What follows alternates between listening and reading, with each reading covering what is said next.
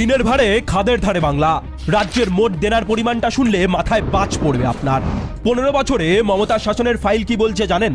অর্থনৈতিক জরুরি অবস্থা চলছে রাজ্যে।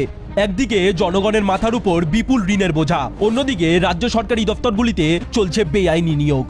সরকারি পরিসংখ্যান বলছে বাংলা ঋণের পরিমাণ 7,71,000 কোটি টাকা, অর্থাৎ জনগণের মাথাপিছু ঋণের পরিমাণ 77,100 টাকা।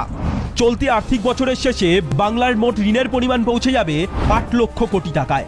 বড় কোনো কেন্দ্রীয় সাহায্য ছাড়া এই অচল অবস্থা থেকে বেরোনো সম্পূর্ণ অসম্ভব। ফের যদি এই তোলামূল সরকার ক্ষমতায় আসে, তাহলে শ্মশানে পরিণত হবে রাজ্য। বন্ধ হয়ে যাবে রাজ্য সরকারি দপ্তরে নিয়োগ। টাকা নেই রাজ্যে, তাই কম বেতন দিয়ে কন্ট্রাকচুয়াল হায়ারিং করে চলেছে সরকার। সব দপ্তরে তৃণমূলের ভোট কুশলী সংস্থার সুপারিশে অস্থায়ী কম পয়সায় নিয়োগ চলছে। কোনো চাকরির বিজ্ঞপ্তি নেই, কোনো ইন্টারভিউ নেই।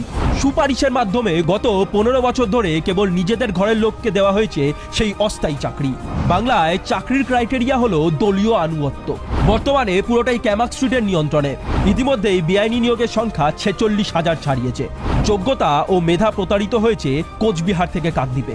এই অস্থায়ী নিয়োগে কম মাইনে এবং রাজনৈতিক আনুগত্যের কারণে বেড়েছে ব্যাপক পরিমাণ দুর্নীতি। তবে এখন এদের মাইনে দেওয়াও সরকারের পক্ষে অসম্ভব হয়ে পড়বে।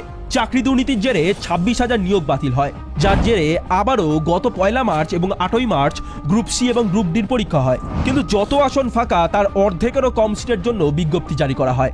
সবটাই জানে নবান্ন, কিন্তু পুরোটাই চেপে দেওয়া হয়েছে, কারণ নিয়োগ করার ক্ষমতা নেই সরকারের। মমতা ফিরলে অবস্থা কোথায় গিয়ে দাঁড়াবে বুঝতে পারছেন?